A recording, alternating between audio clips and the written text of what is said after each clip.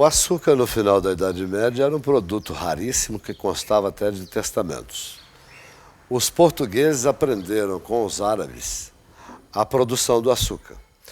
E quando aqui chegados no Brasil não encontraram riquezas minerais importantes e encontraram terras imensas e disponíveis, eles então iniciarão a maior colonização agrícola da história.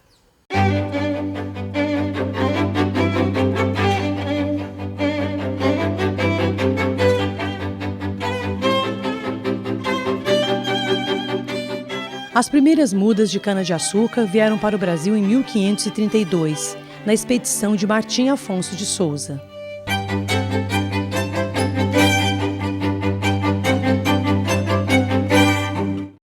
A cana-de-açúcar, ela é uma cultura secular no Brasil. Ela começou no século XVI em São Paulo, com Martim Afonso de Souza, implantar 2 engenhos no estado de São Paulo. Mas ela realmente se consolidou no Nordeste a partir do século XVII e o Nordeste continuou a ser o grande produtor de açúcar até o século XX. Eles trouxeram para Pernambuco a plantação da cana-de-açúcar, onde se deu muito bem. E aí eles começaram a produzir o açúcar nos engenhos de açúcar naquela época, não nas grandes usinas modernas, e comercializar no mundo inteiro. No Brasil das capitanias, a cana espalhou-se pelo solo fértil do Nordeste, com a ajuda do clima tropical e principalmente mão de obra escrava vinda da África. A atividade agrícola tornou-se uma atividade empresarial como qualquer outra quando produz em larga escala. É aquele esquema que os estudiosos chamam de plantation, né? A palavra em inglês define bem isso. Plantation o que é? É a monocultura de apenas um cultivar, uma planta, em grandes extensões de terra com alta lucratividade, com altas taxas de lucro. Em 1580, o estado de Pernambuco contava com 10.000 escravos. Toda atividade ligada às plantações de cana e à fabricação do açúcar era feita pelos escravos. Da montagem do ciclo econômico da cana-de-açúcar, lá no período colônia, a lógica era a lógica da exclusão, bem como depois, aqui, já no momento do café, durante o período imperial, também veio a lógica da exclusão.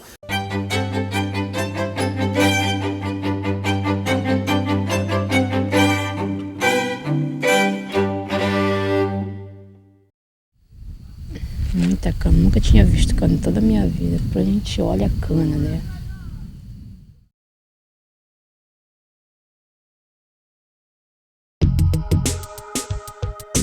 Depois de perder o domínio da produção e do comércio do açúcar, o Brasil entrava na fase de declínio da cultura da cana. Só no início do século XIX, a produção açucareira reaqueceu no Nordeste e expandiu para o Sudeste brasileiro, principalmente para os estados do Rio de Janeiro e São Paulo.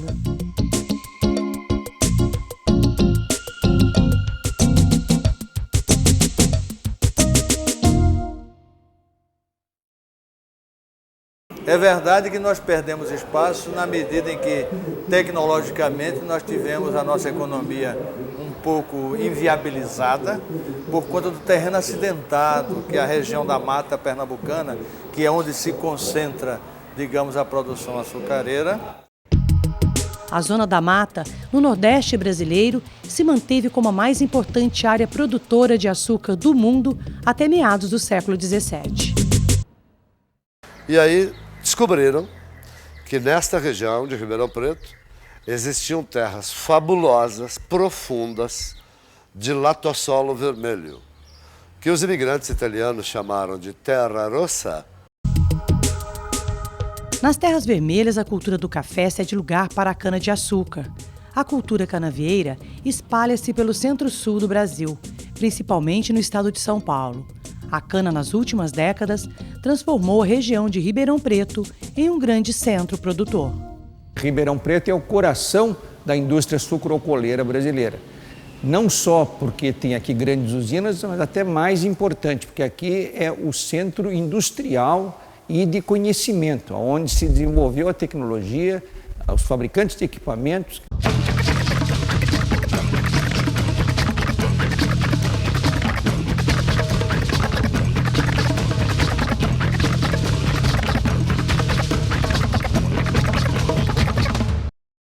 A cana necessita para o seu trato que ela seja renovada de tempos em tempos. Nessa renovação, outras culturas são plantadas, o que acaba gerando uma multiplicidade de produtos e faz essa região ser a região mais importante do Brasil agrícola. Nós aproveitamos as áreas de renovação para plantar amendoim e soja, que são culturas temporárias, culturas que de 90 a 120 dias se colhe, e isso ela casa certinho com a cultura da cana. E isso acabou elevando a cana em si. Ela não só representa os 35% dentro do agronegócio brasileiro, como também ela contribuiu para melhorar as nossas divisas. 60% da produção agropecuária, aqui do valor da produção agropecuária, advém da cana-de-açúcar, né? Então, toda a região ela tende a ganhar e muito com isso, né? Ribeirão Preto já é caracterizado por um elevado PIB per capita, né? Ou uma renda per capita, e ele tende a elevar cada vez mais essa renda per capita. Logicamente que o termo renda per capita ele não representa, né, os ganhos de renda para toda a população, mas já é um índice, já é uma medida que procura mostrar, né, a evolução de renda na região, né, de Ribeirão Preto.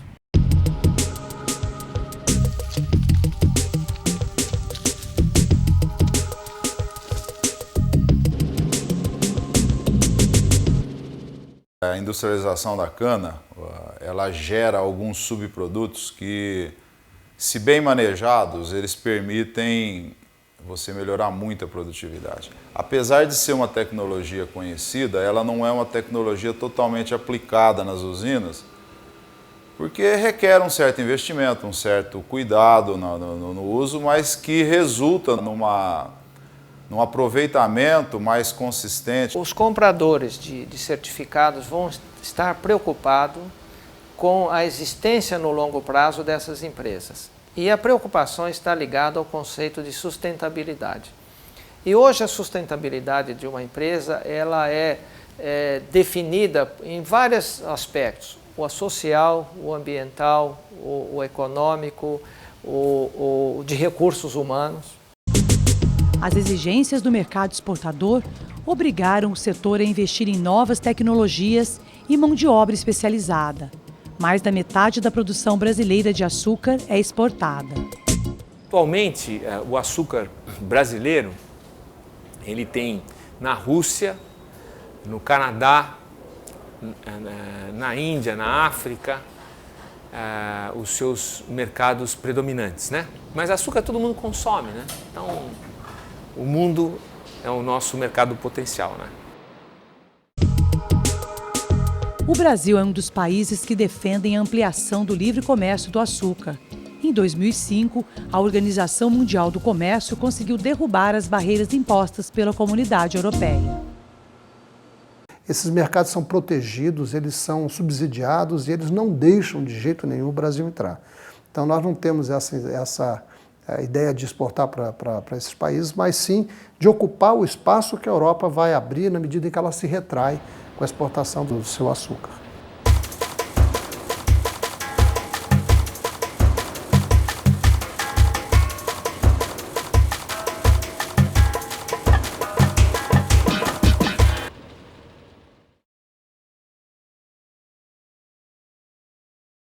O álcool nasceu no final da década de 70 em função de um problema de abastecimento, um problema de petróleo. Houve um aumento de preço muito forte, puxado pela OPEP, e também ameaças de boicote.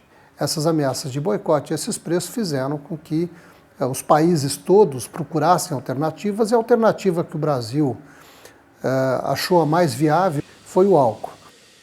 O Proálcool, Programa Nacional do Álcool, revela sua força no final dos anos 80, quando a frota nacional chegou a ter 85% dos veículos leves movidos pelo combustível.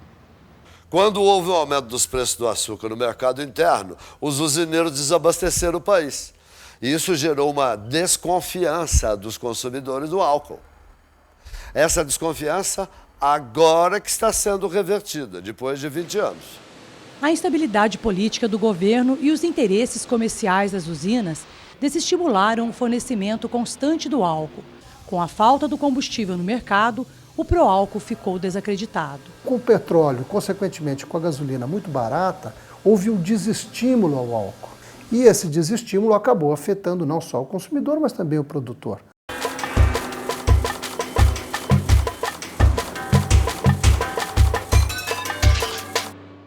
De lá para cá, nós não tivemos nenhum outro episódio de escassez de álcool.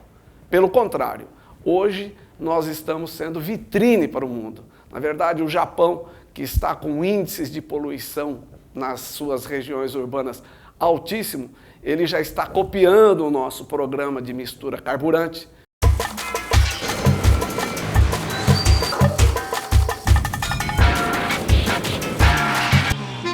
O mundo já entendeu esse potencial, viu no álcool essa possibilidade.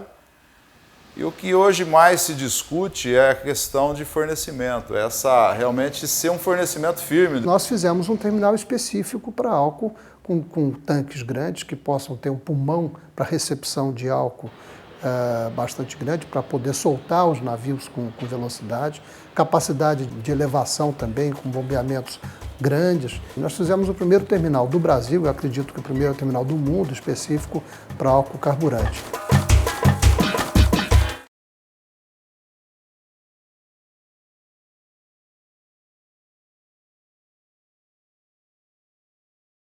Hoje, o protocolo de Kyoto leva praticamente a que a gente retorne ao passado, revalorize esse tão decantado pró-álcool no exterior e tão pouco valorizado neste país. Nós inventamos, nós descobrimos, nós criamos e nós mesmos, inexplicavelmente, que tentamos destruí-lo.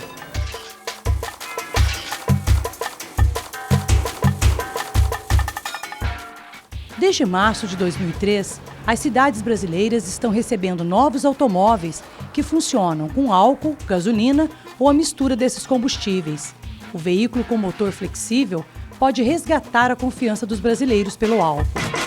O álcool, apesar de hoje representar a metade da sacarose da cana, o álcool ainda é produzido como um subproduto do açúcar. A tecnologia evoluiu, amadureceu, hoje ela está num grau de maturidade muito elevado, está difícil ganhos na área industrial, ainda há muitos ganhos a ser feitos na área agrícola. Então, talvez tenha chegado o momento de olharmos a cana e a produção de álcool de um ponto mais para trás. O nosso álcool é extremamente barato, até comparativamente ao álcool de milho, né, dos Estados Unidos. Nós temos um custo de produção extremamente baixo, né, mas muito em função do pró-álcool, né. Desde a década de 80, esse estímulo do governo ele foi fundamental para que hoje a gente tenha ganhos de escala e um custo de produção baixo. Bueno estar vindo visitar aqui e aprendendo e levar tecnologias novas. Nós temos um interesse mundial sobre a utilização de biomassa para a produção de energia, quer na forma de álcool, que já é mais tradicional, e o que está se revelando nos anos mais recentes é a produção de eletricidade a partir do bagaço de cana. Alguns interessados porque querem produzir no seu país, outros porque querem eventualmente importar, principalmente o caso do etanol.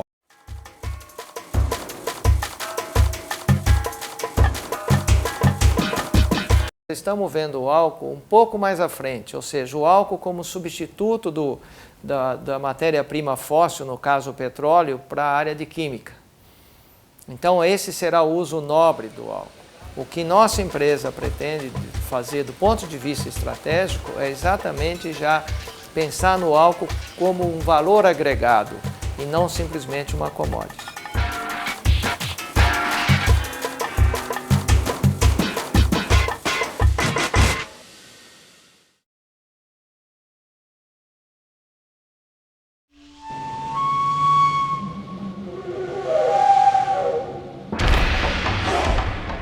A concentração de dióxido de carbono na atmosfera aumenta anualmente devido à destruição das florestas tropicais e à utilização de combustíveis fósseis, como o petróleo, o gás e o carvão. O efeito estufa, hoje, ele é aceito pela maioria dos cientistas como uma realidade. Existem discussões ainda quanto à sua magnitude, quanto ao seu cronograma, mas é, de certa forma, aceito que ele existe e que é um problema. Então temos que buscar soluções para substituir os combustíveis fósseis. Mas no fundo mesmo é a questão econômica. O petróleo hoje está atingindo faixas que nunca atingiu, 55, 56 dólares o barril. Há previsão de que esses preços continuem subindo. Então os países todos que não produzem, que são dependentes do petróleo importado, eles são obrigados a desenvolver algum produto que venha a substituir o petróleo, e tem sido o álcool.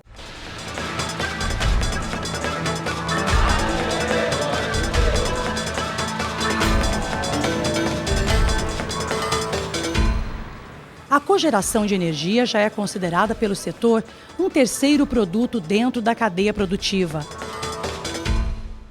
O Brasil começou em 75 a fazer um programa de energia alternativa, quando o mundo só começou a despertar para a energia alternativa nos princípios dos anos 90. Então nós temos toda uma experiência e somos a referência mundial. Se as usinas que tem aqui, por exemplo, na nossa região Centro-Sul, se elas potencializarem ao máximo essa cogeração, nós poderemos ter distribuído entre vários municípios, distribuído nesses estados todos, o equivalente a uma Itaipu. É uma coisa considerável.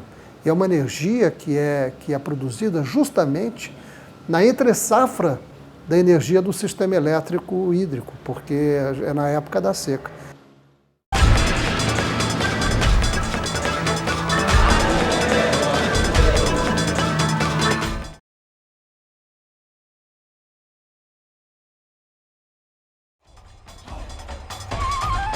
O desmatamento no litoral brasileiro para introduzir as culturas da cana e do café causou sérios riscos ambientais ao país e à região de Ribeirão Preto. Todo esse processo de produção de biomassa na região de Ribeirão Preto poderia ter sido feito de uma maneira menos agressiva. Então não houve cuidado algum, as matas foram eliminadas literalmente, nem sequer foram preservadas as matas ciliares. A maioria das empresas se enquadraram, muitas estão, como é o nosso caso, fazendo a recuperação das APPs, fazendo o replantio das áreas que foram degradadas. Hoje é muito mais claro essa legislação, então está todo mundo tentando se adequar, trabalhando no sentido de reparar os danos que foram feitos, né? Dentro da cadeia do setor, onde é possível se produzirem pouco mais de 100 produtos, esse é um deles, com o PHB, ele vai substituir plásticos olefínicos, quer dizer, plástico de origem no petróleo, que demoram, quando rapidamente, 100 anos, e alguns deles podem demorar até 500 anos para desaparecerem do meio ambiente. O nosso produto, ele, dependendo da espessura, ele desaparece entre 6 meses a 1 ano.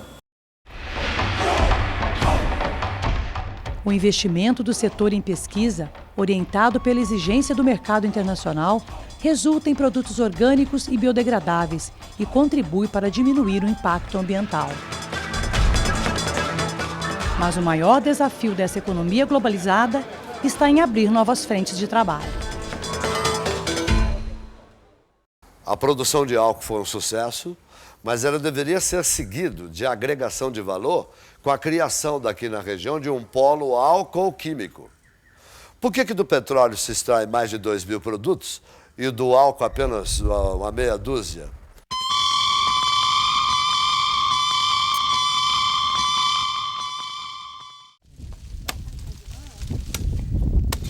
Eu já trabalhei com arroz, feijão, café, milho, fumo. Agora, ultimamente, na cana. Qual que é a pior para trabalhar? A cana. Mas mesmo assim o senhor está aqui? Estou aqui porque hoje o serviço que oferece mais chance é a cana, está acabando as lavouras, né? As tarefas simples estão sendo realmente cada vez mais substituídas pela máquina. A máquina está dando conta delas. Tá? Cada vez mais. É o caso da colheita da cana, por exemplo. A colheitadeira vem com maior produtividade, com menor danos ao solo, ao meio ambiente, inclusive porque não queima e tudo mais. E aí, como é que fica? Quem trabalha no corte não sabe fazer outra coisa.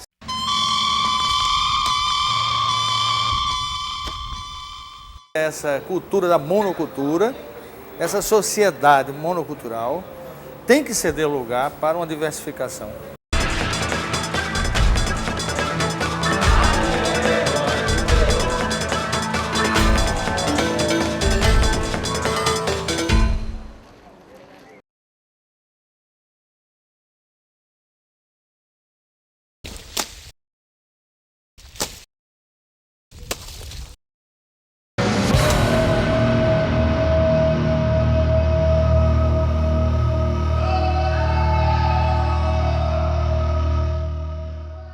A cana é um cultivo extensivo.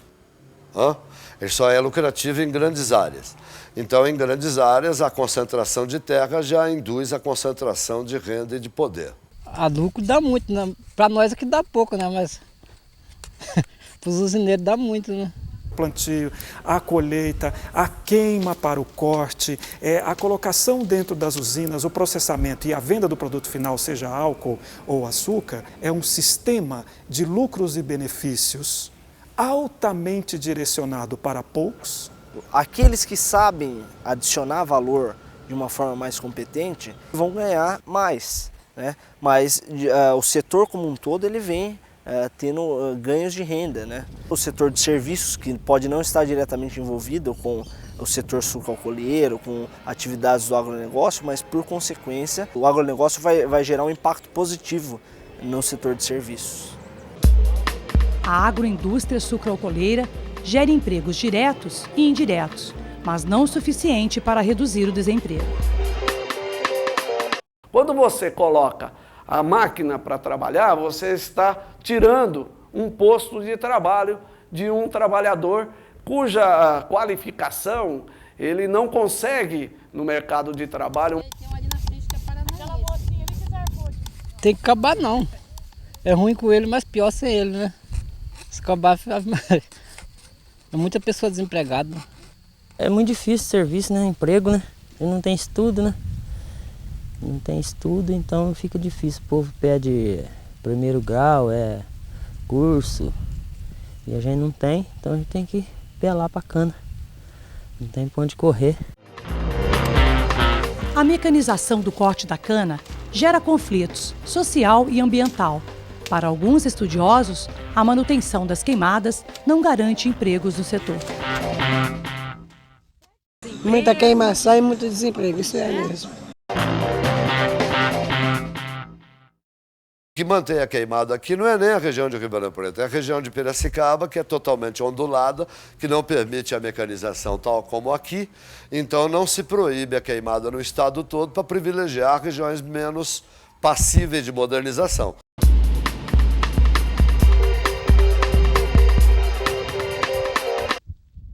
Na medida em que você diversifica, que você consegue novos produtos, que você, inclusive valor agregado, que você pode agregar esses produtos in natura para a produção e comercialização, isso aí vai mudar a feição, digamos, daquela sociedade rural que ali está.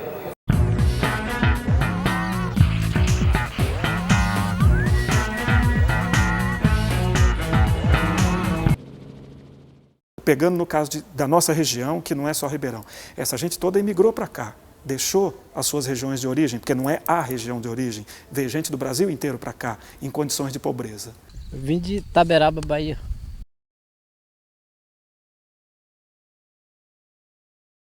Eu veio para cá para ganhar dinheiro, né? Porque lá era muito fraco de serviço.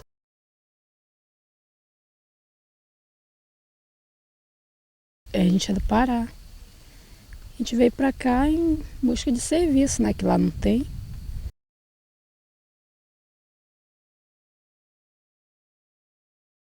Acostumou-se a viver aqui, acostumou-se à lógica da cidade grande. E agora, como é que essa gente volta para os seus locais de origem? É possível voltar?